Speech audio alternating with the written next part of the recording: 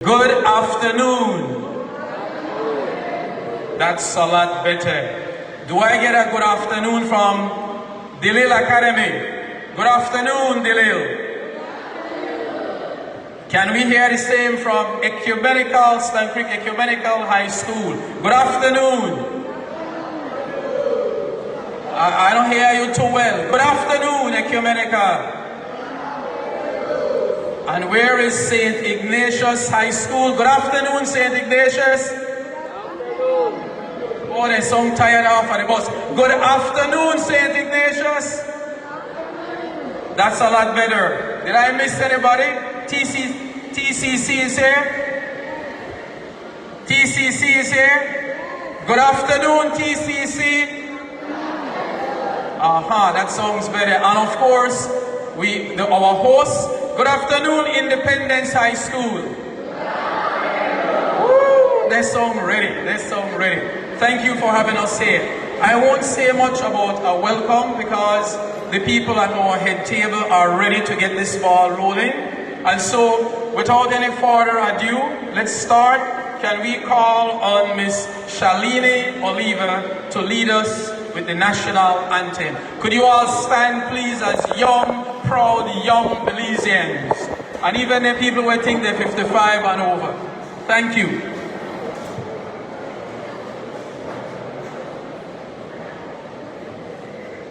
O land of the free, by the Carib Sea, our manhood we pledge to thy liberty.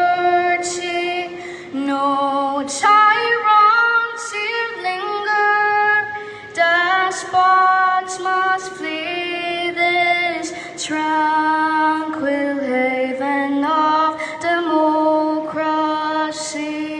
The blood of our sires which hallows the sod brought freedom from slavery. Oppressions run by the might of truth and the grace of God. No longer shall we be hewers of wood. Arise, ye sons of the Belize clan. Put on your armor, clear the land, drive back the tyrants, let despots flee. Land of the free, by the Carib Sea. Nature has blessed thee with wilds untold, o'er mountains and valleys where prairies roll. Our fathers, the Baymen, valiant and bold, drove back the invader, this heritage hold. From proud Rwanda to old Sarstoon, through coral lies over Blue Lagoon. Keep watch with the angels, the stars and moon, for freedom comes tomorrow's noon. Arise, ye sons of the Bayman's clan. Put on your armor, clear the land.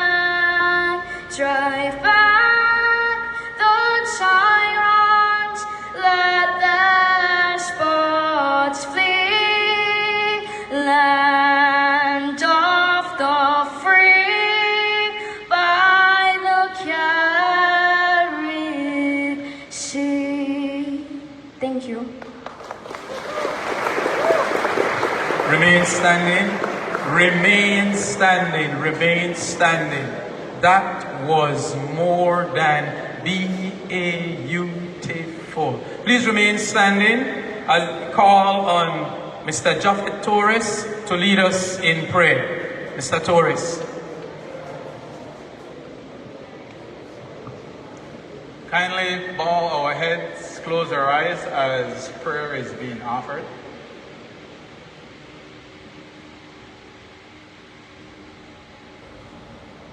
Let us pray. O most kind and heavenly Father, we are so thankful for this day that you have given to us. Lord, we are so thankful for life that you have preserved even thus far. Lord, we acknowledge you because you are sovereign over all. We are thankful for traveling mercies today, for our students, our teachers, and those of our individuals who will be presenting to us this afternoon. Lord, we recognize that knowledge is power. And so this afternoon, as we discuss about our Constitution, Lord, we ask that you will provide us with wisdom, knowledge, and understanding. Lord, we want to be able, Lord, to understand what our rights are and what our responsibilities as citizens of this country, that we'll be able, Lord, to live according to the laws, that we will be obedient because we are informed and we understand clearly that which we ought to do as Belizeans. Bless our country, O Lord. Bless our leaders. Help them, Lord, to seek you continually, because without your guidance, we will not be able to go in the right direction. And so this afternoon, we are so thankful that individuals have took time from their busy schedule to be here with us to inform this student body. And we pray, Lord, that our students, as they are being informed, that they go and pass that information to their parents and to their loved ones. Thank you for this occasion, Lord, and we ask that you will be here with us and that your protective care will be watch over us. Lord, we also recognize in our communities that there are individuals who are in bereavement for the loss of loved ones. So we ask that you can comfort them, bring them the peace which only you can provide. Thank you for always being a wonderful God to us, and we continue to allow you to lead and to direct our lives, is our prayer in Jesus' name. Amen. Be seated, please. Be seated, please. Can I ask that you give a round of applause to Ms. Shalini for the anthem? Thank you, my dear. And can I ask that you again give Pastor Japhet a round of applause? With both of them, I felt so proud to see so many young Belizeans standing up. And perhaps there's one more thing we might have to teach at the schools. I saw a few students doing this. I saw a few students doing this while they were singing the anthem. Thank you. It's a symbol of, it's in our heart. Belize is alive. Belize is a part of us. And I was also tempted, after hearing that beautiful rendition of the anthem, to ask you to say thank you by singing the first verse. We'll do it at another time because of time constraint. I will quickly call to the microphone a woman I just met last night at 2 days ago at a previous session. I said, this lovely Belize of ours have produced wonderful, strong, intelligent women who are leaders and who are able to lead. And every time I meet one such individual, I think about politics, why they are not in government. Allow me to call on Ms. Jenny Neal to do the welcome and the introduction. Mrs. Neal, please. Master of Ceremony, Mr. Anthony Sabah, thank you very much for those lovely words, of course. Good afternoon, students, teachers, principals, People's Constitution Commission members present, ladies and gentlemen, Mr. Lewis, who is streaming for us, our viewers online, and other invited guests. A pleasant good afternoon. It is with great pleasure and excitement that I welcome you all to the Street Law Belize in the community, a conversation about the Belize Constitution discussion. Today we have gathered here with a common objective: to enhance the understanding and engagement of the Belizean community with the Belize Constitution. Our aim is to promote civic education and awareness, to promote legal literacy, to encourage public participation, to engage with the community, and to address current issues through the platform of Street Law Belize. For those who may not be familiar, Street Law Belize is a vital educational and engagement program that plays a significant role in the Belize Constitution. It is a program at our high school that has been developed to bridge the gap between the law and the community. Street Law Belize provides a platform for legal professionals, students, and community members to come together and discuss issues relating to the Belize Constitution. The Constitution of Belize is the supreme law of our country, and it is essential that each and every citizen understands and appreciates its significance. This is where Street Law Belize comes in.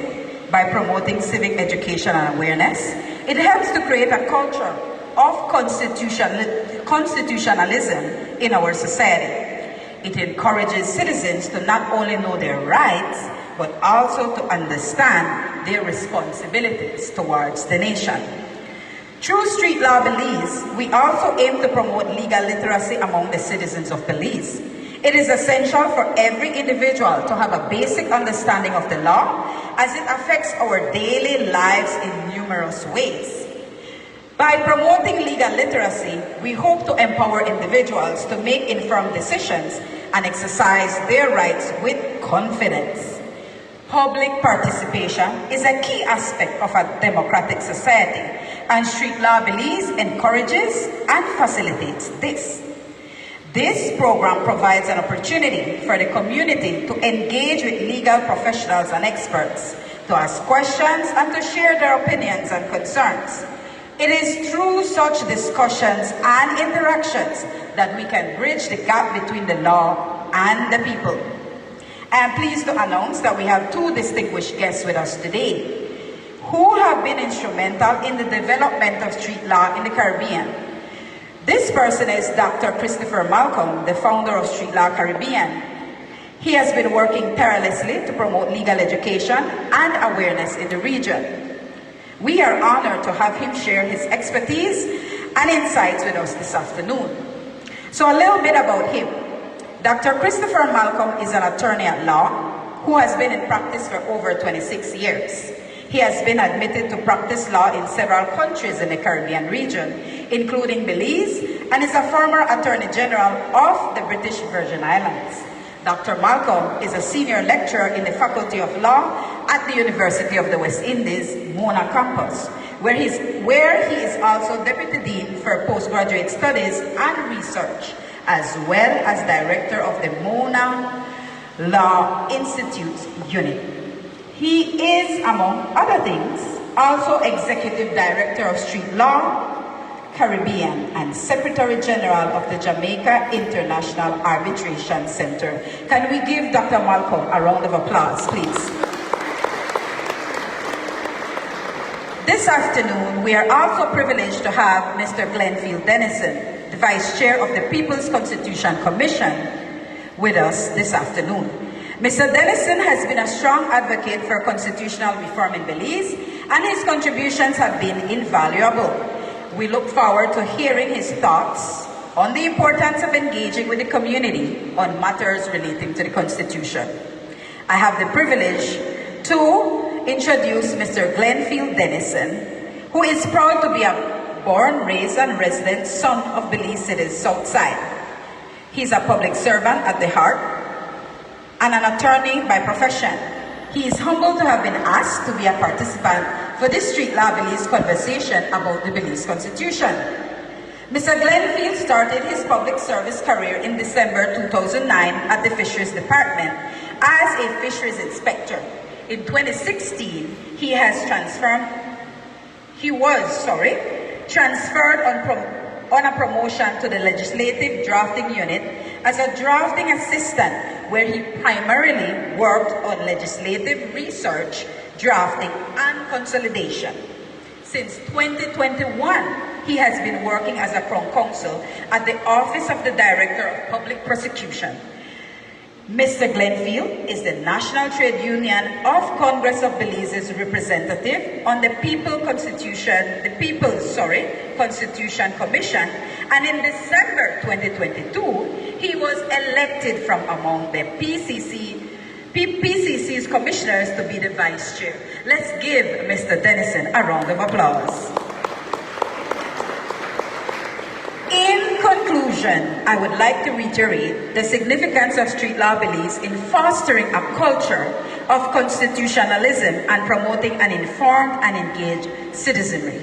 I urge you all to actively participate in this afternoon's discussion and to continue to engage with Street Law Belize in the future.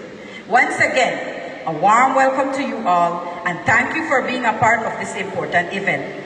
Let us work together towards a better understanding and appreciation of the Belize Constitution for the betterment of our society and country. Thank you, and God bless.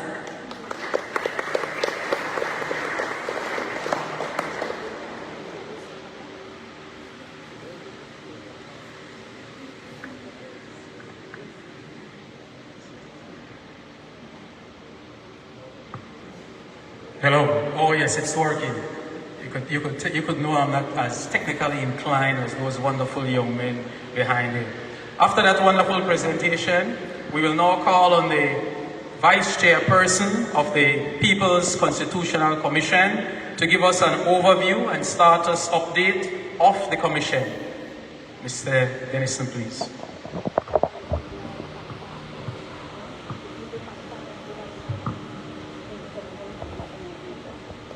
Good afternoon, everyone. Put your hands in the air if you've ever heard of the People's Constitution Commission, please. Okay, we have some work to do. The People's Constitution Commission was formed in November of 2002 by the government of Belize through an act of parliament, where it decided to review the Constitution of Belize. It set up 26 organizations by this law to form a committee that would go around this country, find out the views of the Belizean people, write a report about what is concerning the people of Belize, and make recommendations as it relates to the suggested changes that would assist in bringing about a better Belize as highlighted by the people of Belize. When the 26 organizations met for the first time, one of the first things that was very clear was that we cannot do a constitution consultation without doing an educational campaign. And that educational campaign started in January of last year with educating, first of all, those on the commission. The view was that if you educate those on the commission, they will be better able to listen to the Belizean people and understand what their issue is from a constitutional context. Because the truth is, the Belizean people are not telling us line number 5 on page number 201 needs an amendment because we want this to change. The Belizean people are telling us their issues. And so one of the things that we like to highlight is that there's no need for any Belizean we consult with to tell us anything about the Constitution. What we ask that you do is to think about the issues that are affecting you as a citizen and think about how you would like to see Belize get better. Later on in the program, we're going to be giving out some surveys, and I'm going to ask that you give some thought to 3 issues that you would like to see be better in Belize. Or if there's something on your mind that you think in the Constitution that needs to remain the same, you can also list that. Where we are now is in full force. We're going about the entire country doing educational campaign. This meeting, while not organized by the People's Constitution Commission, is important to us because educating the younger minds of Belize will help us to be able to have a better Belize in the future. After we conclude all the education campaign, we're going to go into reviewing the comments, queries, and concerns that have been coming out at those campaigns. And we're going to go into thematic committees and look at the Constitution, having been guided by the issues that were brought out by the people of Belize. Then we're going to go into a report writing session, and after which we're going to be doing a media session where we will be highlighting the issues that were brought out and asking Belizeans to participate in one final survey as to whether or not what you said was captured in what we have done in our draft report. The commission is supposed to end in May of 2024, but there's a provision for a 6-month extension. It is very likely that we'll go into the extension, and at the end of that, what the People's Constitution Commission is going to do is to submit its report on its findings and recommendations to the Prime Minister of Belize. After the report is submitted, the law allows for the National Assembly, if it believes that the issues there are of sufficient national importance, to have a referendum on those issues and then put to vote the things in the recommendation for passing into the Constitution. So I just wanted to do that brief overview so that you guys have an idea of what we're doing as the People's Constitution Commission. And when someone asks you again in the future who have heard about the People's Constitution Commission, you can all raise your hand, okay? I want to leave with one last thought. The last time Belize did a constitutional review of this nature was in 1999. Students, put your hand in the air if you were born after 1999.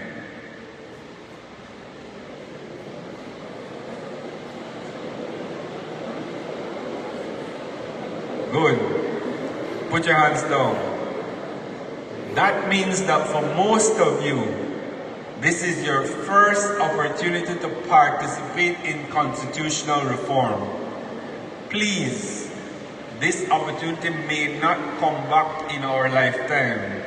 So please take advantage and make your voices be heard. Thank you very much, Mr. Sabah. Thank you too. Before we call the next speaker, I'd like to emphasize one thing, and I would like to do another. Let me do the order first. When you're at high school, and I don't see the junior college, and more so at the junior college, we expect to see analysis. And for those of you who did or will do CXC, they talk about knowledge, use of knowledge, and then analysis. You have to analyze. Analyze this one quick. Listen to it. I will repeat what the vice chairperson said. Thank you. I used to teach and I like when everybody listens. Those of you who were born, after 1999, raise your hand. Hurry up. Some people don't analyze yet. Let me look around. That is much. Wow, those people to the back. Those of you who were born after 1999, raise your hand. I like to say everybody. You got it? You analyze it? Yes. Ask yourself, where are you born? And only some of the teachers were supposed to have their hands down. I was watching if, we got some students who had 20 or 30. All right, thanks. The next thing, what I would like to emphasize is Mr. Dennison said something that was very important. You will be given a survey. We are very interested to know what is it that the young minds are thinking about when we say the young people are our future. Any concern that you have? Right, thank you. Any concern that you see in your community can be connected to our Constitution. So when you get the survey, please don't say, I don't know where for write. What is a concern in your community? You want me to put it closer? What is a concern in your home? Because sometimes we listen to the adults talk, and you write that concern, and the commission will see how you could connect that to the Constitution, to the laws of Belize. At the head table, allow me to do some additional introductions. Ms. Neal did a wonderful job introducing Dr. Malcolm and Mr. Dennison. Allow me to also introduce, representing Delille Academy, Ms. Sharon Ramirez.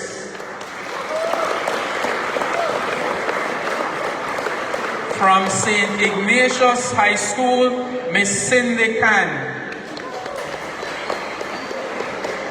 And representing Independence High School, Ms. Charmaine Young. Wow. You heard what it? Miss. You see, they sometimes have to remind the MC. Miss Tanya Salazar is also up there from St. Ignatius. Thank you, thank you, thank you. I was about to hear all the year. I tell you people, a lot of things makes me think about politics. Look like Miss Young, look like, I get a lot of votes. I think about politics is because that's the way how you make changes. And you young people keep that in mind. You must become a part of. If you do not become a part of, then you will not be able to make the necessary changes. You will not be able to do those things that will ensure that we continue to improve this beautiful Belize. Allow me to now call on our next presenter. We'll call on Dr. Christopher Malcolm to give us a brief commentary on the constitutional reform process. Dr. Malcolm, please. Let's give him a round of applause.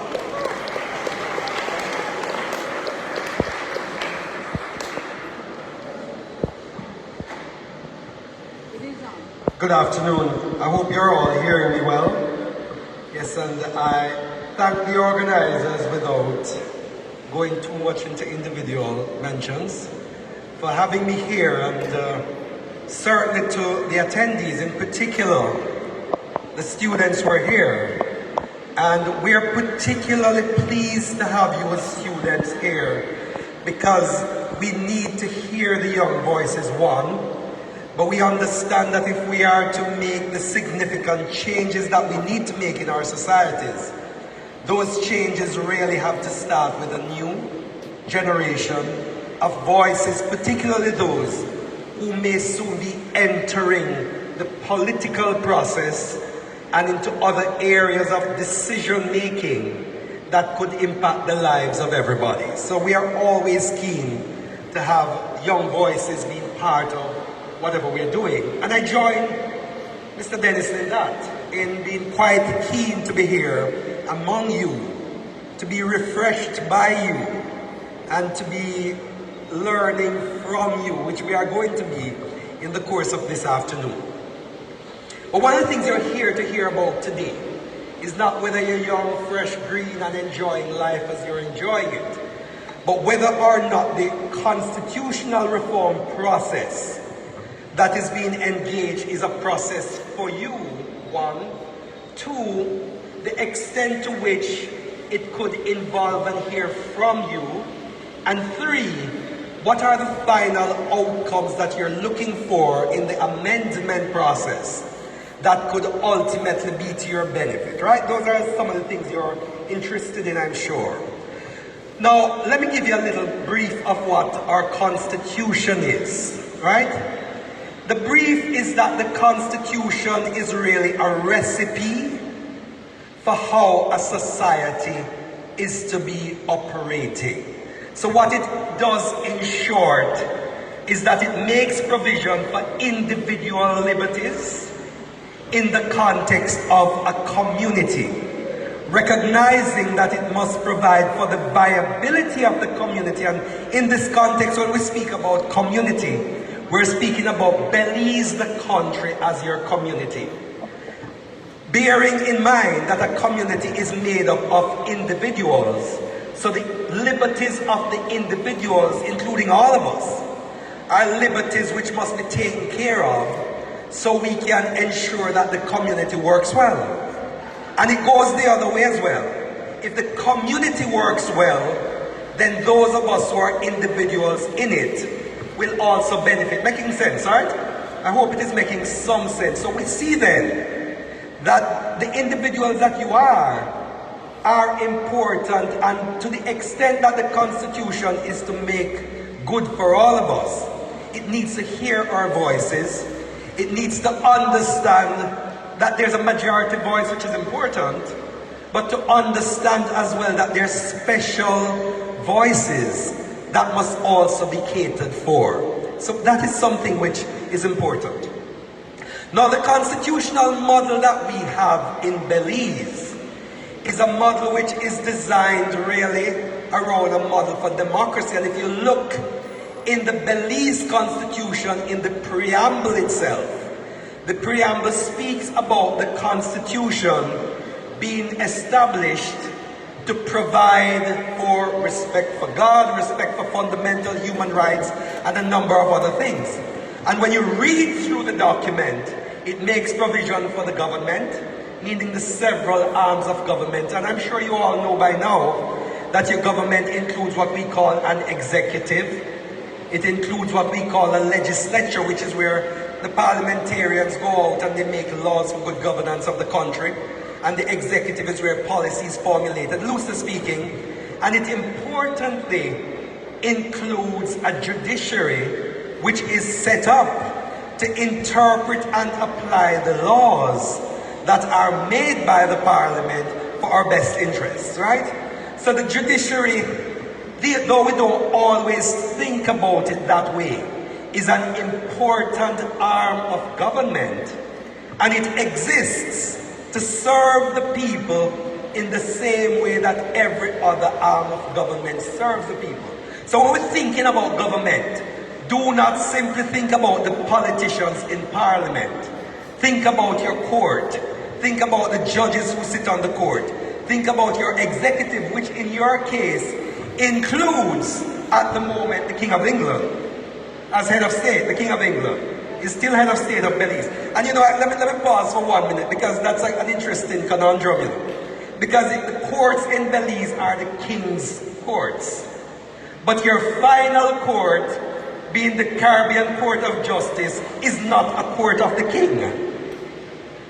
So the question is, when you're now looking at your constitutional reform and amendment, do you also need to seriously consider how you deal with your head of state, whether you will still retain the king or go to some other model? It's a question for Belizeans, but it is something that you need to look at, including because of that conundrum that has been created. It's an important conundrum not to miss and to bear in mind as we're thinking about constitutional reform and so on. The other thing I want you to bear in mind, however, is that the constitution that you have, it's a fairly big document, has a lot of sections in it, and it sets out things in a very detailed way in some instances, but not so much in others. And the important thing about it is that if you read the Constitution, you're going to see under section 2.1 of it, something that says the Constitution of Belize is the supreme law. And it means that every other law that is passed in Belize is subject to the Constitution. So if you think about it, what else do we know as supreme? We have a supreme being. We consider God to be a supreme being. And what do we know about God? It is said that God is, among other things, immutable, unchangeable. He doesn't change. The same yesterday, today, and forever. So if we're thinking about supreme in that context, we're thinking of something which never changes. However, the Constitution that we have, geared as it is to guide our day-to-day lives and everything, must change. Why?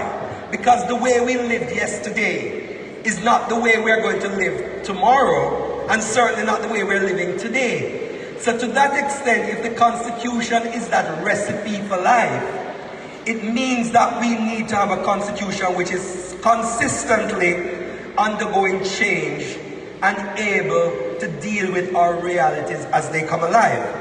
But because the Constitution is free and no other law can change it, it means that the Constitution itself must make provision for how it can be changed.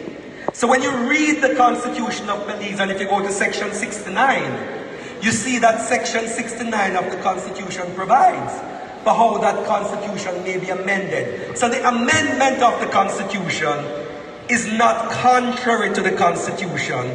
It is provided for by the Constitution, and that is important. Right, so remember then, the Constitution can be changed, and the process that we are undergoing at the moment is a process to bring about change to the Constitution. Now let me give you a little history about the constitutional arrangements, which might be important. Generally speaking, the constitutions that we have in our Caribbean region, including Belize, have pretty much come out of the constitutional law of the United States of America. They had their constitution, and the dates are maybe not that important, but I'll tell them to you in any event. Their constitution was drafted in 1787, September 15, 1787 is what they call, the 15th of September is what they call their constitutional day.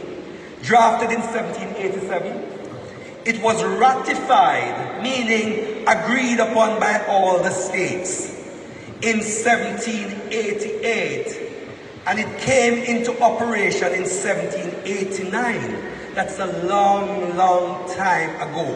And that constitution has stood the test of time and is still operating today. It is the longest serving constitution of its type in the world.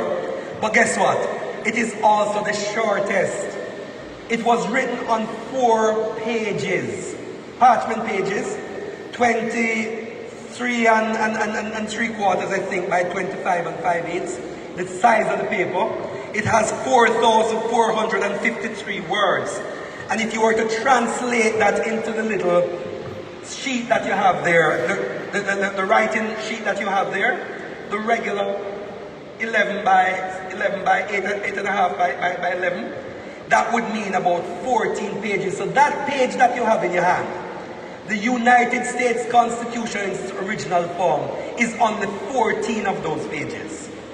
And we're not talking back and front, we're talking 14 single-sided pages. So if you do it back and front, it is on 7 of those pages. 7. That's the length of the United States Constitution. But what they have done though, which is what other jurisdictions also do, is that they have used the process of what they call amendments to change the Constitution and how it operates over time. So the original Constitution has never been changed. And in fact, if you read it, you're going to see grammatical errors in it, and you're going to see a number of other errors in it. But what they have done is that they have introduced amendments, the last being one done in 1992, which was their 27th amendment. So it means they have amended their constitution 27 times since 1789, right? And they have got those amendments. So you notice if you listen to the news, and you hear them talking about the United States Constitution. You hear them talk about First Amendment, Second Amendment, Third Amendment, and so on. It's because of this amendment process that they have had. And it is that amendment process which has allowed them to make adjustments. So what we're doing in Belize now is that we're engaging a process of amendment, which could result in 2 things. It could result in adjustments being made to the Constitution as we have it.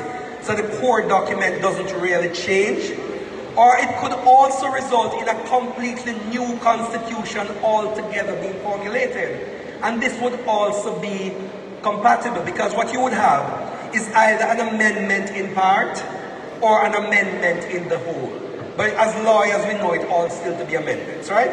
So you can make those amendments or changes to the Constitution to make it better for Belizeans. And that is important. So what we want you to do, and your voices to be heard, is that you now need to start thinking, I, John Brown, I, Mary Jane, whoever I am, what are some of the things that I see happening in Belize that I do not like? What are some of the things that I believe I should be entitled to that I am not getting? What are some of the things that I see the politicians doing which I think they should not be doing? What are some of the things that we see happening in our courts that should not be happening? What is the future that I would like to see Belize look? What do I want to see Belize look like in the future? How do we want to ensure, how do I, you have to personalize it. How do I want to ensure that Belize is a better place for me, you, and everybody? How do I ensure that I recognize that Belize in 1981 is not Belize as it is today? How do I ensure that the great majority of people in Belize, whoever they are, changing as it is, can come together, work together for the betterment of Belize? And when you start doing that, you then start engaging with the People's Constitutional Commission and everybody else and say, I don't like this, or I don't like that. Can we get a change in this way? And then we see what can happen.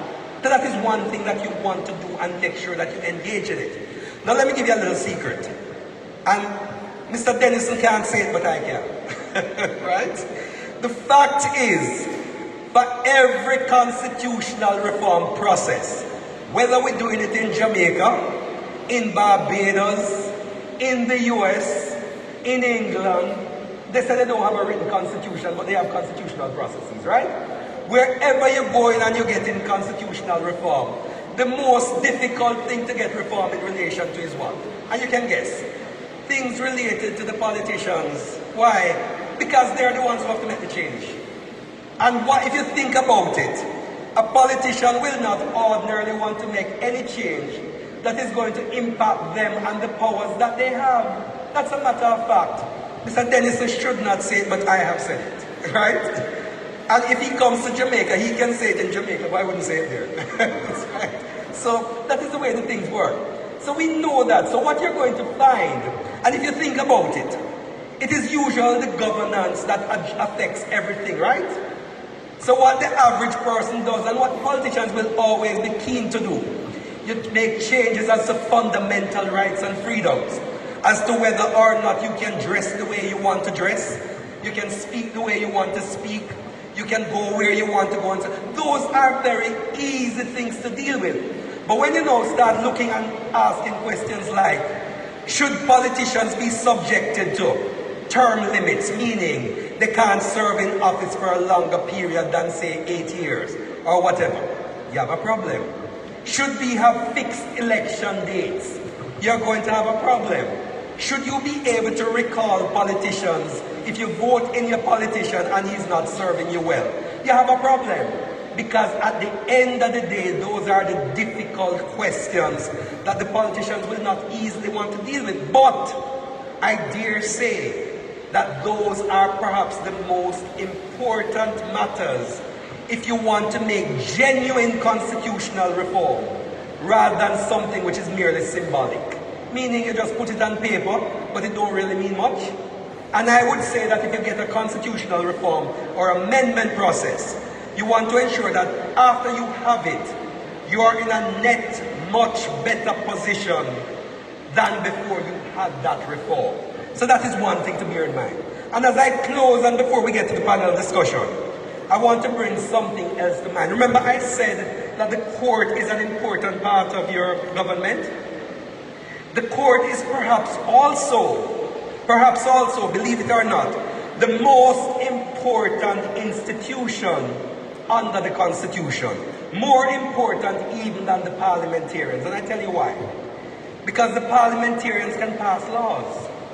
The Constitution is a law, but guess what? The Constitution itself said that to interpret and apply the laws and to give meaning to it, that's the job and function of your court, the judges. And what you will have happening is that I can get up today and say, look, I am a man, this is how I am. My biological features say I am a man, right? I can say that. The matter can go before the court tomorrow and the court makes a judgment that said, based on our assessment of what a man is, you are not in fact a man, you are an unnamed gender. The court can make that decision. I may not agree with it, but because the court has the opportunity to give meaning to the law, the court can make such a decision. And guess what? Your final court has your final authority. Therefore, even your constitution, until the court makes a decision as to what it means, you have a significant problem, because it is that meaning of the court which is important. Therefore then, as I close, I want to bear this in mind. The constitutional reform process is difficult. It is not easy. Hence why you have all of this time lag, the need for more time and everything. It's a very difficult process. Why? Including because there are people who have power who will not want to give up any of it. We also have a difficulty in that there are persons who do not want to speak up, and it is after the thing gets in that they start making noise. But guess what? You should not make noise after the process. You should make noise before the thing is completed. That is when you have a voice. Afterwards, you have none. So make sure that your voices are heard. So that's one thing. The other thing to bear in mind with the constitutional amendment process is that you're never going to get everything that you want. And it is never going to be all things for all persons. So that is an important factor to bear in mind. But there's something else I want to tell you. You have a court, and everybody has a right to go to the court. Don't ever be fearful of the court. Go there. Let the courts hear the matters. They will make decisions. And you want to make sure that when they are making decisions, they are making decisions which are in keeping with the will of the Belizean people. You should hold the courts to the fire in the same way that you hold your politicians to the fire. Because the courts have a significant role to play in how it is that we are able to enjoy freedoms and the rights that our constitutions provide for. I could speak on forever, literally I could. But I know we have a time constraint. I know we have a panel to catch. So I'm going to stop here. We will engage a panel discussion, and please, pretty please, please, please, please, all the pleases I can muster, make sure that you get up, take the hot mic, and ask the questions that are burning when it comes to the question and answer session. Because you don't want to hear that the process go through. You have questions you could have asked, and you never asked them. Here is your opportunity.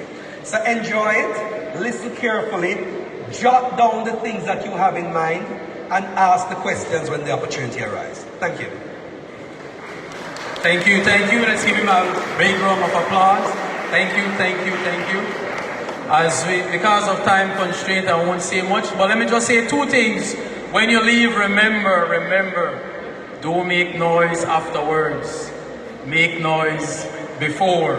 Don't complain afterwards. Complain before the process is completed. And although usually we want to be like our parents, remember your parents prayed for the courts. You, as you grow up, remember, don't be afraid. I will now pass the mic to our moderator, Ms. Stann Salazar, who will be moderating the panel discussion.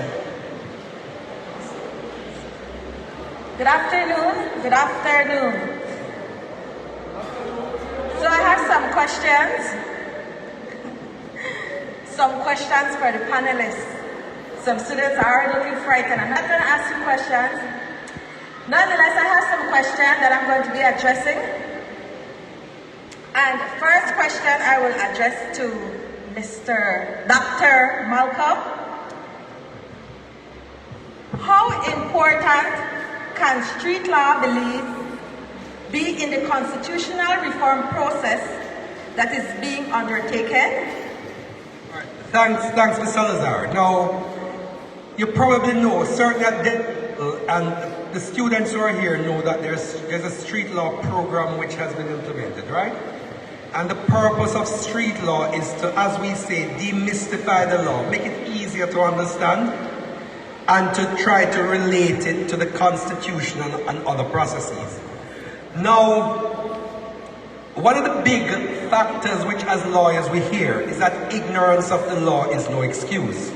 So even if you don't know what the law is, you could find yourselves in problem about it. So one of the things, including in relation to the Constitution here, is that you understand that that is a problem, for example. And you want to ensure that persons know what the law is, know what the Constitution is, so they can better ask questions and better speak to the People's Constitutional Commission about things which they have learned, which they want to get clarified, and which they want to have protected there. The other thing I want to bring to your attention as well, for those who may not understand it, is that the more you know about the law, is the more you understand that you can't do anything at all in life without it. Remember I said the law and the Constitution being part of it is a recipe for how we live our lives, right? So what it is that in knowing, you will be able to understand where your rights are being infringed, where you think they are being infringed, where it is that you think, for example, let me give you a good word.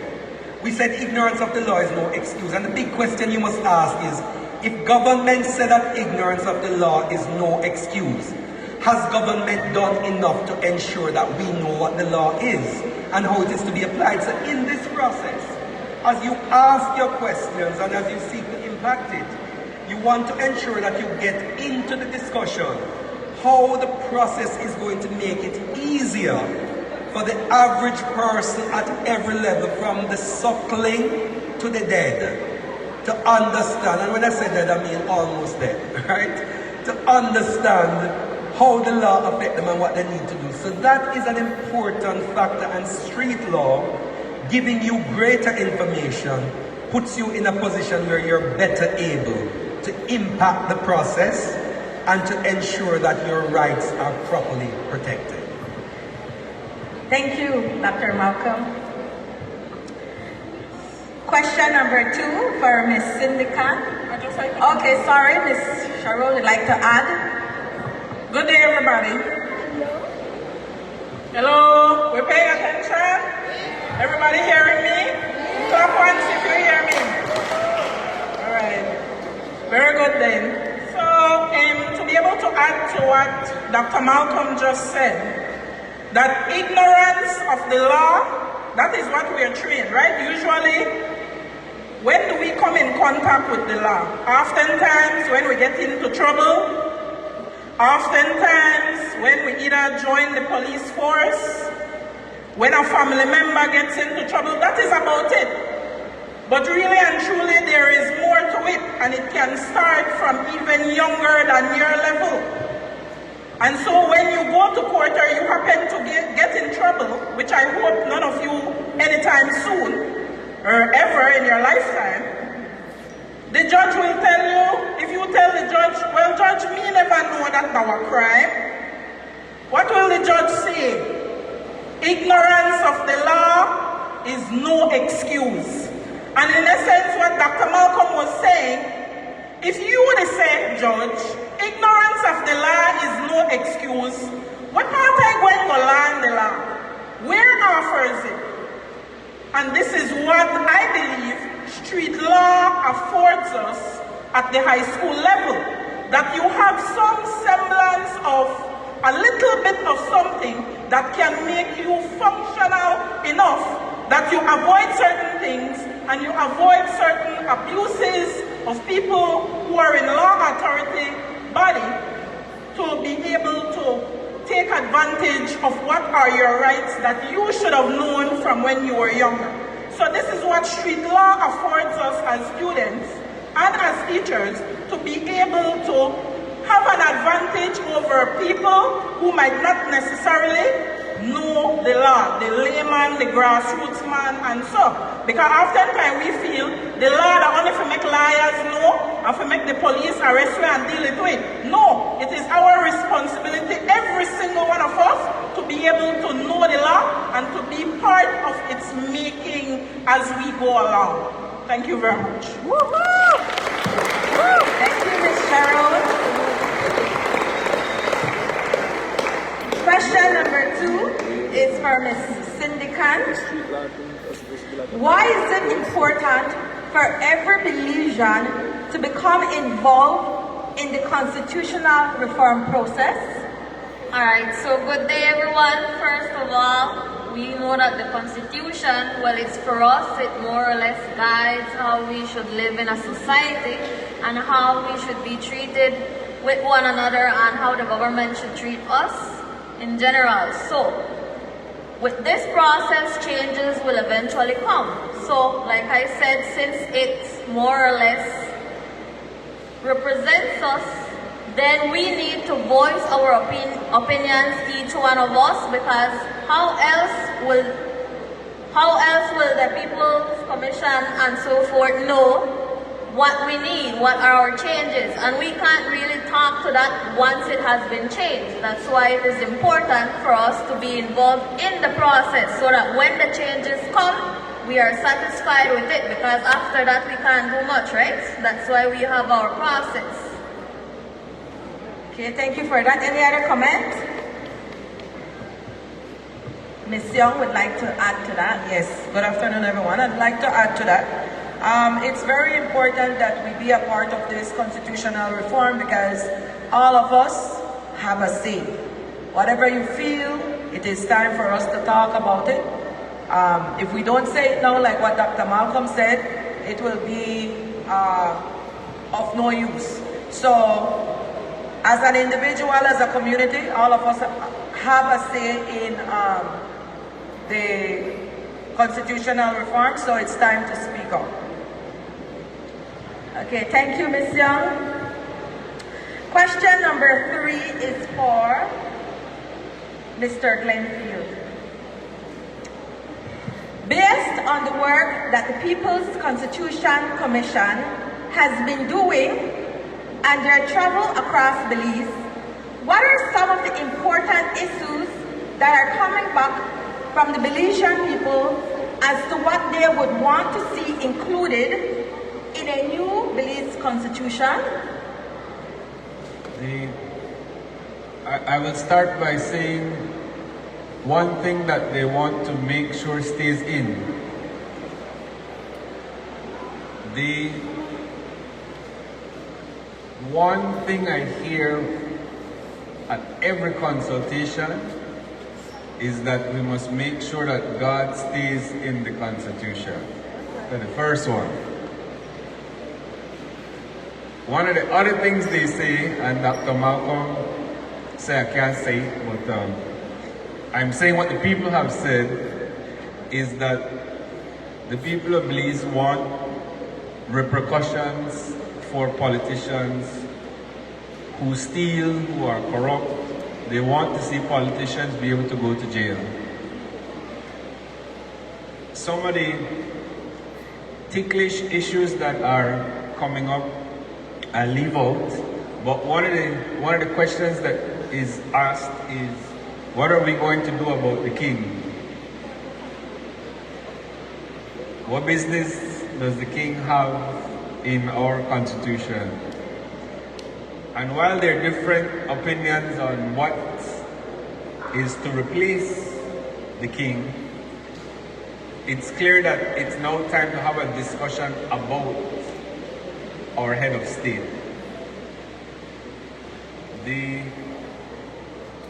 Another burning issue that we have is as it relates to our citizenship. There has been talk about whether we need to review the qualifications for people who would come to Belize to get citizenship. Those are those are about some of the issues that are coming out from my mind that are right to the top where we hear them wherever we go. Okay, thank you, sir. And the last question can be for anyone who'd like to answer. What should an ideal Belize Constitution look like at this time? What should an ideal Belize Constitution look like at this time?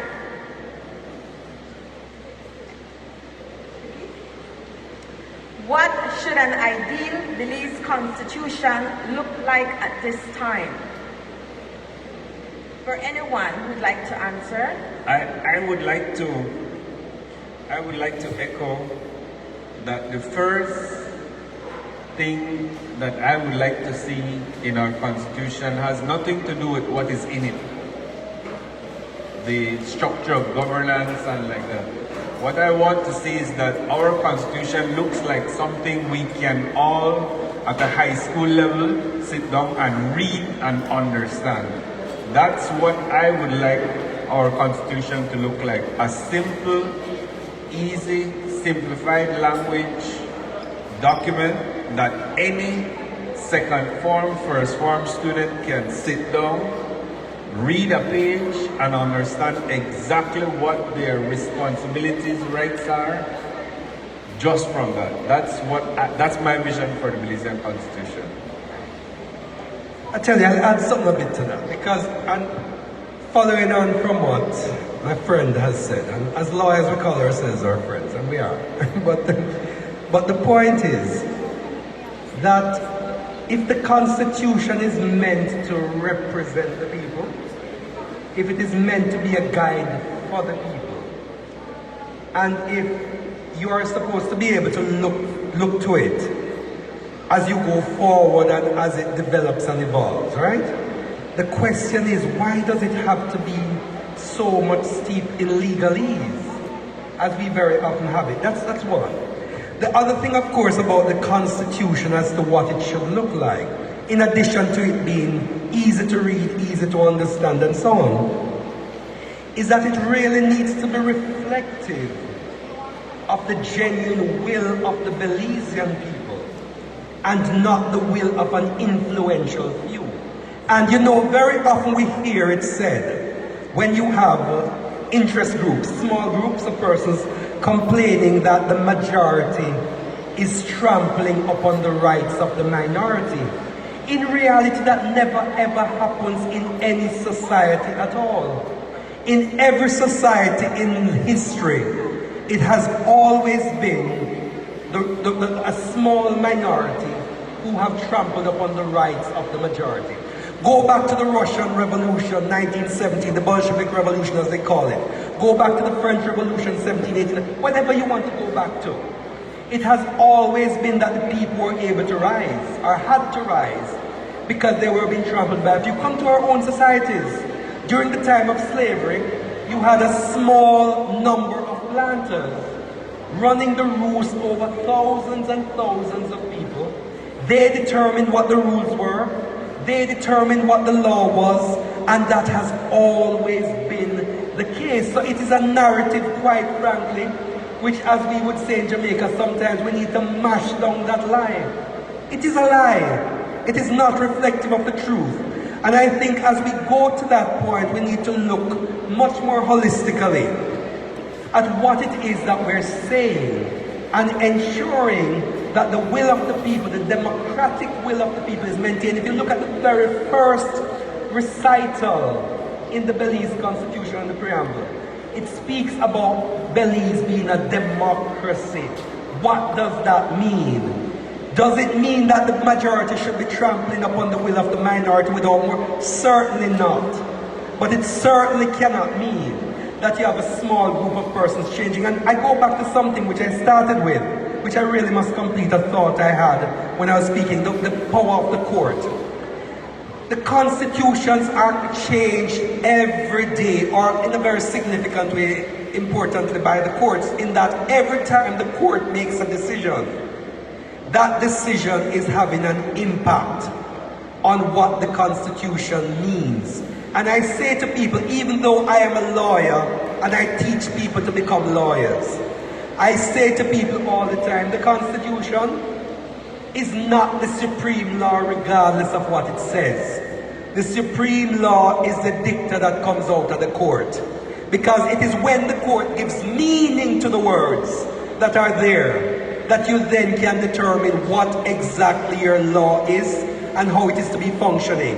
And that is why I said again that as we are interrogating and we cuss politicians and we do all sorts of things, the truth is that there is a significant power that resides in our courts, and we need to ensure that our courts are kept to task so that they act in a manner which is consistent for the people. The courts were designed to act as a buffer between the might of the state through the government, other arms of government, and the relative powerlessness of the people, you and I. So we need to make sure that that happens. So the ideal constitution then, if I round out on this, must be one which has the court being much more central, and the court being made to recognize that its centrality must be upheld.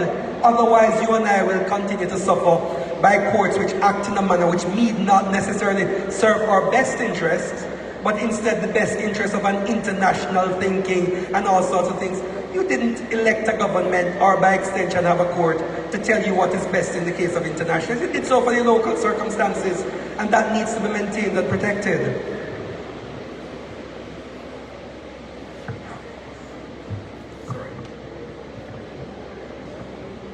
When we hear about the Constitution, what do we think? When we hear about the laws of Belize, what do we think it is?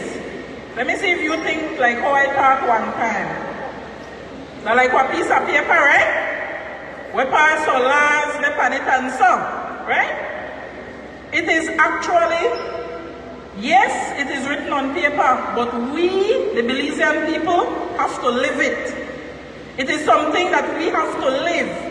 It is a living, breathing document. So which means, if we have to live it, then that means, what are the type of cultures that exist in Belize?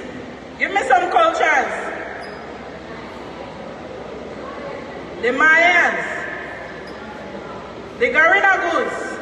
Anybody else? The Mestizos. Yes. The Mennonites, East Indians. All those cultures need to be reflected and lived out in our Constitution. So we have to live it. It's a living document. It's not only something that's just on a piece of paper. We have to live it, which means it is supposed to be reflective of us. And when we live in this country, comfortable, we should be able to see ourselves in it. Garifuna, Maya, East Indian, every culture should be reflected in it. That is why we are here, to get your views as to how the Constitution should proceed in the next couple of years. Thank you. Thank you for that. Let's give them a round of applause.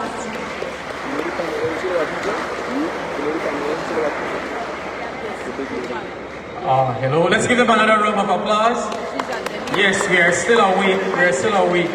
I am imagining some of you when you reach university. At this point, we will now call on the two people to help us with the question and answers. We will call on Mr. Joel Flores and Mr. Joel Flores from, is that St. Ignatius High School, and Mrs. Dina Villafranco, Principal of Delille Academy. Get your questions in mind. I had one more to add, but I will wait to see if one of you young minds will bring it out. I will now pass over to Mr. Joel Flores. Mrs. Dina Villafranco, the mic is here. Thank you very much.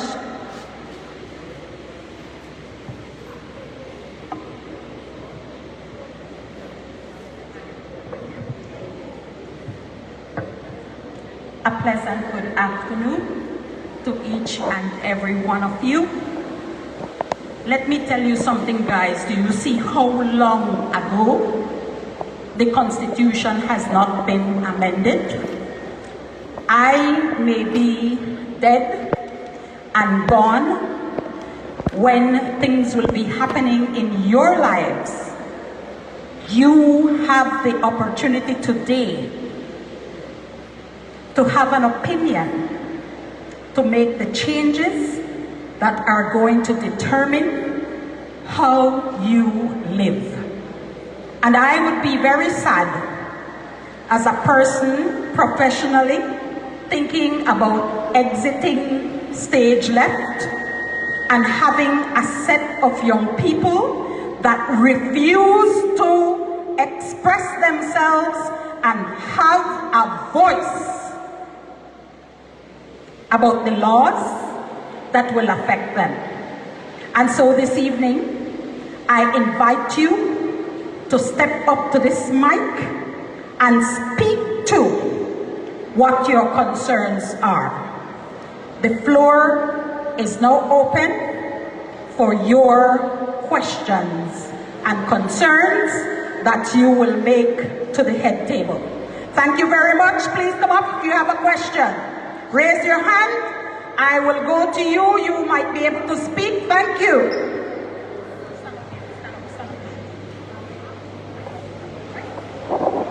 I am from Ecumenical. My question is, what are the fundamental principles of the Belizean Constitution and why are they important for every citizen to understand?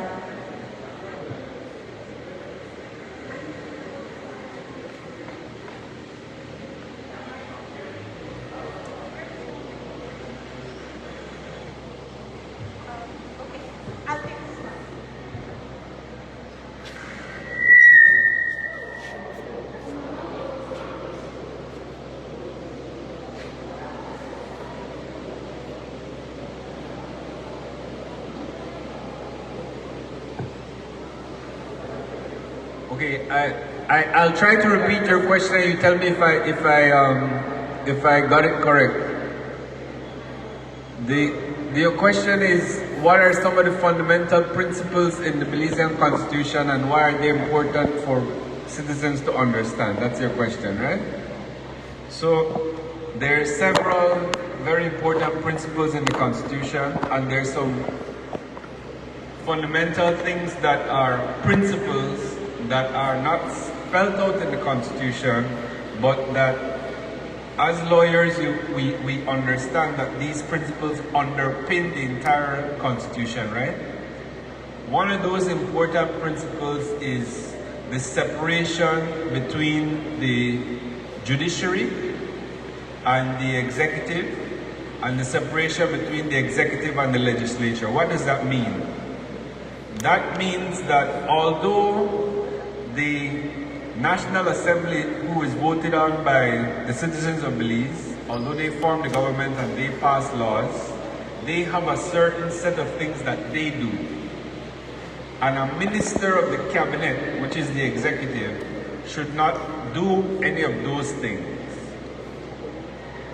Also, there's a separation between those two branches and the judiciary.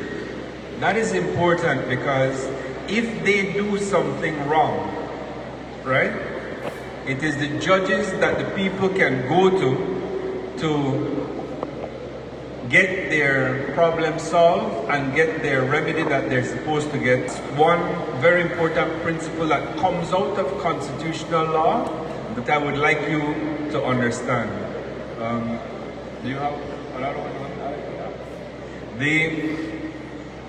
The rights of citizens are all in your Constitution. We did an entire book called Know Your Rights, where we tried to lay out some of the fundamental principles and we grouped some of the rights. The Constitution does not give you your rights, right?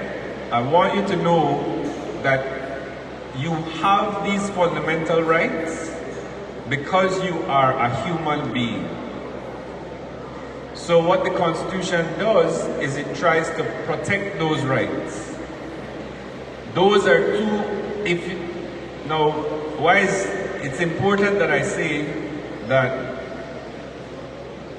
your protection of your rights is directly tied to your knowledge of them. Because if you don't know what your rights are, then you don't know when someone breaches your rights. And as Dr. Malcolm said, the Constitution is about how we live with each other. It's also about how we live with the government and the things that the government does.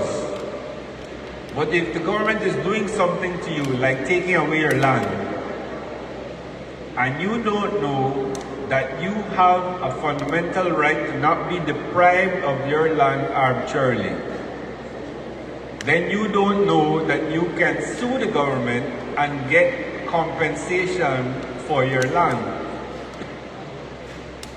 That's one of the examples of the rights that are in this book, that in the Constitution, that if you don't know, you can't have it enforced. Okay, I'll leave it with those two. I hope that helps. The one thing I wish to add to that is this, and you probably already know, but let me reinforce it. You know that there's no such thing in the world as a right without a responsibility, right? And in physics they say to every action there's an equal and opposite reaction.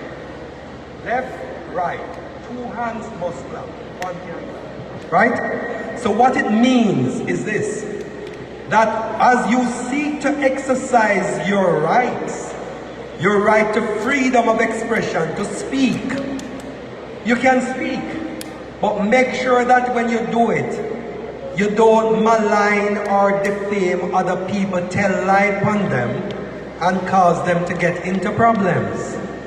So you make sure that you respect the rights of others. And if you go to the Belizean Constitution, actually is quite good, because it has a very good preamble. And one of the things it speaks to in the preamble is the word respect. It means that as you seek to live, and as you seek to exercise what you consider to be your rights, you are also mindful of the rights of others, and you act in a manner where you don't deprive them. So you decide that you want to play your music loud, and if people are around you and the music you're playing is offending them and they don't want to hear, by God, turn it down. Put some earphones on. Do something so they don't have to be exposed to you disturbing them, because you should not act in a manner where you are not, and this is a big word, remember it. The Constitution is built around, the principles are built on tolerance. You must be tolerant of others as you expect them to be tolerant of you. You must be respectful of others as you expect them to be respectful of you. And what does it get to? The first important commandment in the Bible, love thy neighbor as thyself. Make sure that when you're doing what you're doing, you are doing it to protect your neighbor, expecting them to love you as well and to protect you. Yes? All right. Thank you. Question number 2, please state your name and the school. Good afternoon, everyone. My name is Charlene Samayoa. I'm from Independence High School from the class 4 Business 1. I have two questions to ask. The first one is it right that police arrest you in front of public and sometimes put force on you, hitting you, or maybe sometimes they just hit you and I feel like if they're just taking over your rights and not respecting them.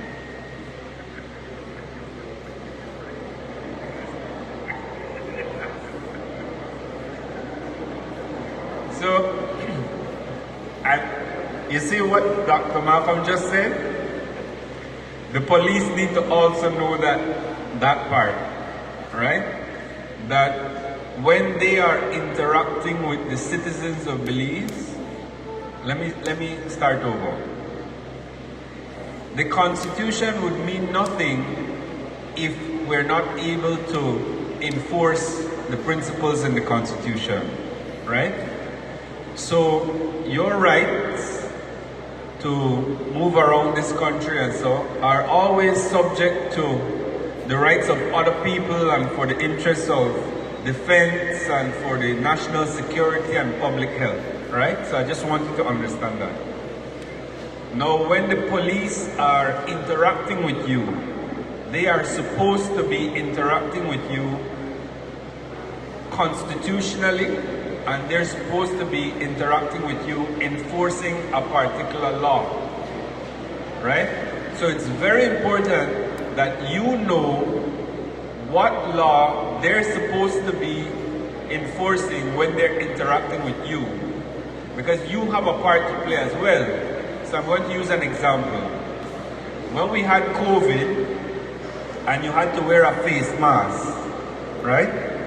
If the police was coming to you and you don't have on your face mask, you know that you are breaking the law, right? So you have a responsibility to make sure that you are wearing your mask. Now, the police, when they're interacting with you, should not exercise any force to try to enforce that law on face mask against you. But let's say I look for one of them boy at the front. They want the front that have glasses, so they're not there. Let's say this tall young man right here, the police, you, turn to the side. You, yes, you. Stand up for me, yes, stand up for me. Let's say the police come to you to tell you about your face mask, right? And you know some police shot, right? Right? So let's say now you push there or start act in a certain way. You see how big this young man is? So the police get afraid, right? In that circumstance, the police can use some force to sort of restrain him, but it must be in proportion to the force that he is using to resist. So the answer that you're getting at is the question that you've asked. You can have a seat, sir. Thank you very much. The question that you've asked is that in certain circumstances, police can use force, but it must never be excessive. It must always be proportionate. And I always say to citizens, you must know the law better than the police so that you can enforce your rights. Okay? I hope that helps to answer your question. Doc, do you have anything? Any of the teachers have anything else to add? I hope that helps. Okay, thank you. I have a second question. My father is the owner of a small business at St. Vite, and I don't really know the rights that police have, but I know that they should have a letter from the officer, the one that leads the policemen. Well, once they came into my father's shop with no kind of letter or authority to just come in the shop and take all the stuff my dad had, because they said it was illegal in Belize, like brands Nike, Jordan, and Adidas, they told us. And that we are not allowed to sell those types of brand in shoes, slippers, or clothing. So I'm not sure if that's right or wrong.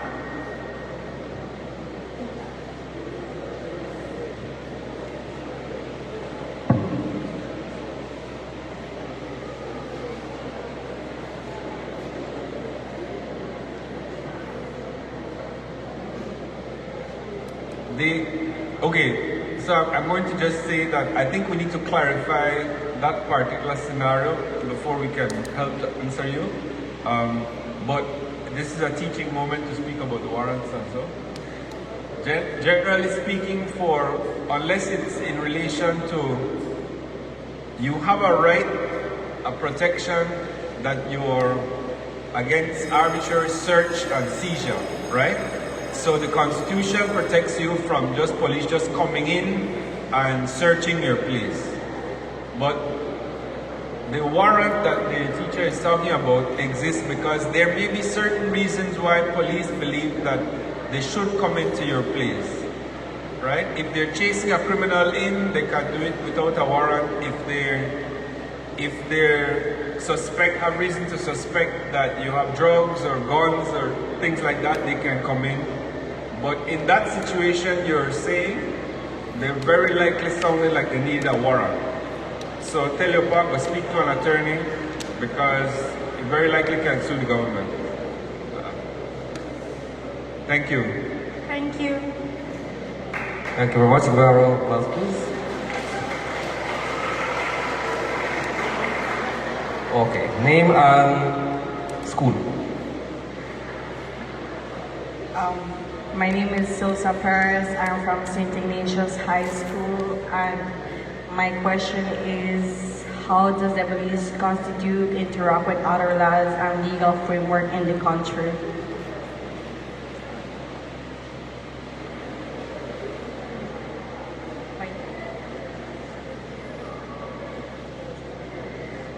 My question is, how does the Belize Constitution interact with other laws and legal framework in the country?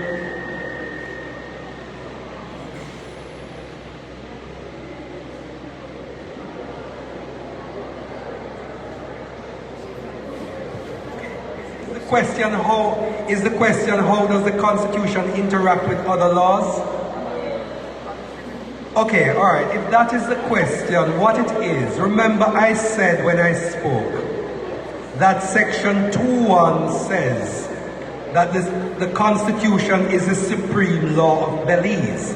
When you read the constitutional and following constitutional principles, what it also says is that every other law in Belize must be judged by reference to whether it is in accordance with the Constitution or not.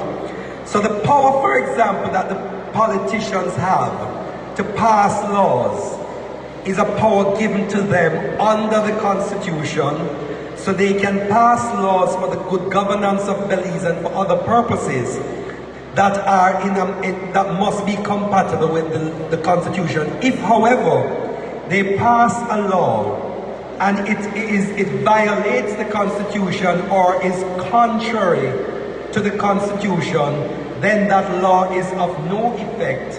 Or if part of it is good and part of it is bad, the part that is bad is of no effect. So that's one.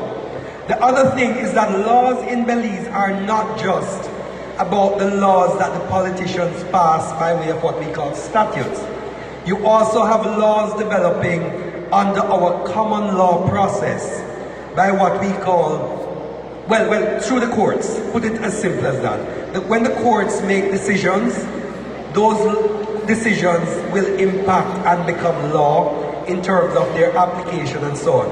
So when the courts are also making decisions, those decisions must also be in accordance with the powers that are granted under the Constitution. So the judges themselves should also not interpret the law or apply the law in a manner which will make the application of it unconstitutional. So the Constitution then, as I said, is that guidepost that determines how laws are to be looked at, how they are to be examined, and ultimately what they mean. So the Constitution then is that litmus test that you must apply at all times to determine the validity of the law, whether it is good or bad, can be applied or not. Yes? Hope that helps. Next question. Please remember to mention your name and the school. My name is Huzairacha, and I am from Independence High School from the class of 4 Science. Can you offer insights into instances where constitutional amendments have addressed historical or cultural challenges similar to those faced by Belizeans? Okay, the two instances come to mind. In 1998, thereabout, the Constitution was amended to issue a term limit on the office of the Prime Minister. So that is a international practice that is seen as a very good part in your constitution, right? So what the government at that time did, without being asked by the people of Belize, they had it in a manifesto promise. They changed the section in relation to the office of the Prime Minister, and they said that you cannot be Prime Minister for more than 3 terms. Okay, that's one. The last time we did constitutional reform in 1999, we passed what's known as crossing the floor, where a member of the House of Representatives is not allowed to speak against the policies that his government has proposed in the National Assembly. We did that. That particular issue is being discussed now, because there are some views now that think that a politician should be allowed to speak about and against his government if it is that the policy that is being placed is contrary to the views of the people that elected him. So I'm going to leave those two, and I hope that's okay for you. I have another question.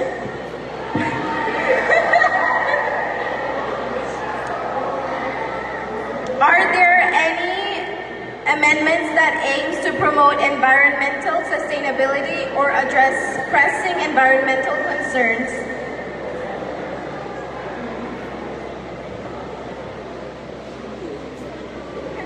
So, thank you very much for that question. That's a very good question. I hope you wrote it on your survey, because we are also discussing environmental rights. And so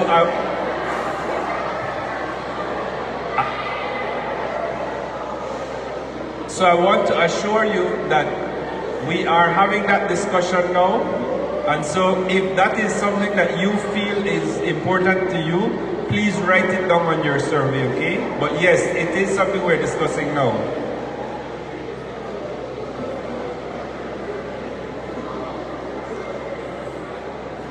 My name is Abner Shola. I'm from Independence High School and from the class of 4th General. So my question is, what do you think about God being taken out of our Constitution? Would this change can affect us in the future?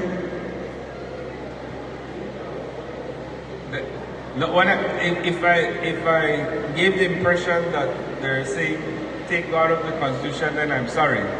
Everybody is saying leave God in the Constitution, right? I was just did you hear me? Was it that you thought I said they were to take God out of the Constitution? No, nobody's saying that. Everybody's saying leave God in the Constitution. Okay?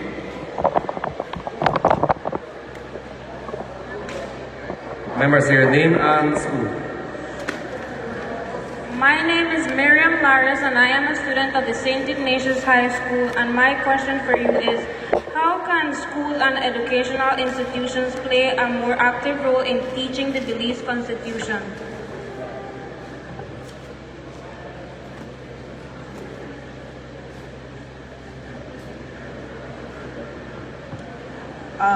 Good evening. I believe that by implementing the street law, we are able to give you enough information, break down the law into bits and pieces so that you guys could understand, and therefore you guys will be able to be informed of the Constitution and the laws of Belize.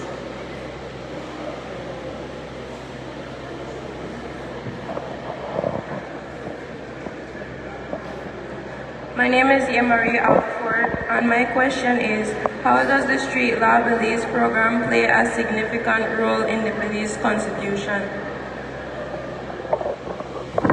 I think we answered that already, but to recap shortly, street law is here to educate. My understanding, just understood it. A big question that might be asked is whether you think as a student that the Constitution should be made mandatory for teaching in the school curriculum. Should it be made, and if so, in what way? Those are big questions, and I suggest that what you do about it is that when you write up your surveys, you indicate the views that you have as to what may happen. In short, though, I think that street law and other law programs that could happen are always going to be good, because any program that you have which is looking at law must by necessity look at the Constitution and how it applies. So street law already does that and will continue to do that in the training programs.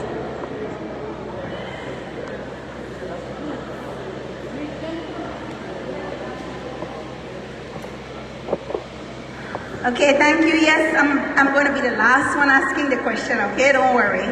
So my question is, my name is Diana Gentle and I'm a teacher at St. Ignatius High School. My question has to do with code of conduct. It's clearly written in the Constitution that members of the House of Representatives, etc., should not use their office for private gain. Now, we have seen that members of House of Representatives and other members who are in high positions use their offices for high gain, but are not taken to court or are convicted in any way. And it's clearly written here in the Constitution. Why are we not using this document to take them to court or have them give back to our people what is rightfully ours? Thank you very much. I think when Ms. Salazar asked me what are some of the important things I said, people are saying politicians must go to jail. So you're right. Thank you so much for validating what I said earlier, teacher.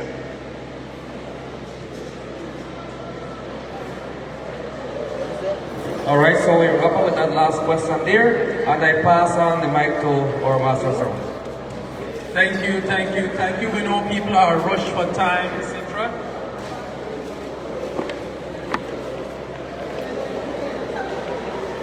Allow me to now call on principal of this great institution, Mr. Omar Longsworth, to give us the closing. I must apologize for some people who are leaving. They have a connecting bus that goes to the villages from their school, and they'll be responsible if those students are on the road tonight. Mr. Omar, let's give Mr. Omar Longsworth a round of applause, man. I must add, keep him standing a bit, making him nervous. I must add that when I revisited this beautiful institution, I said, here is a man who is at work, and I am very impressed. And I must tell you, Independence High School began from way back there with 0, and where you are now is close to 100. Let's give him another round of applause, Mr. Omar Longsworth. Thank you so much, Mr. Sabal, and I want to make this very short, students. First, I want to say a couple things. There is no excuse for ignorance, students. No excuse for ignorance. In this time and age, we need to be informed. Accountability results when we have a better informed population and a better educated population. And we are so comforted by the fact that we see so many of our schools with so many students. We are bursting in our population in all of these respective schools because there is more access to education. That should mean, students, that you will be in a better position to shape the future of this country and hold people accountable. Now, I also want to mention, students, that as Mr. Dennison mentioned, 25 years since some revisiting of the Constitution was done. It is now time. And I am very happy that the Commission is going across this country. But sometimes, when we look at some of these things, I would say it this way: there is consultation and there is consultation. Because sometimes it is done as a rubber stamp, just to say we have consulted and at the end of the day nothing happens. I am trusting, given the members of this commission, Mr. Dennison, that that is not the case. That in fact, because we are keeping it outside of the political arena, if that is ever possible in Belize. But because we are doing that, we are assured that there will be some common sense approach to what's going to happen to this revision of the Constitution. The people on the ground, and that's why I love the idea of the street law that we have been doing in our schools, because it provides a common sense approach to law. You see, it allows you to be able to understand what is going on and give you that opportunity to question. And you know what, students? It is your right to question. And when you question, we have a responsibility to answer. And so I am very pleased, Mr. Dennison, for your presence here with us, Dr. Malcolm for his continued visits to Belize, and to be a part of this program, expanding it across, and ensuring that our populace are benefiting from what this program has to offer in our institutions at the secondary level. I also have to recognize my colleague principals, Ms. Vanessa, who ensured that this program is kept alive in our schools, and Delille Academy, one of the participating schools, and us here in Independence at Independence High School.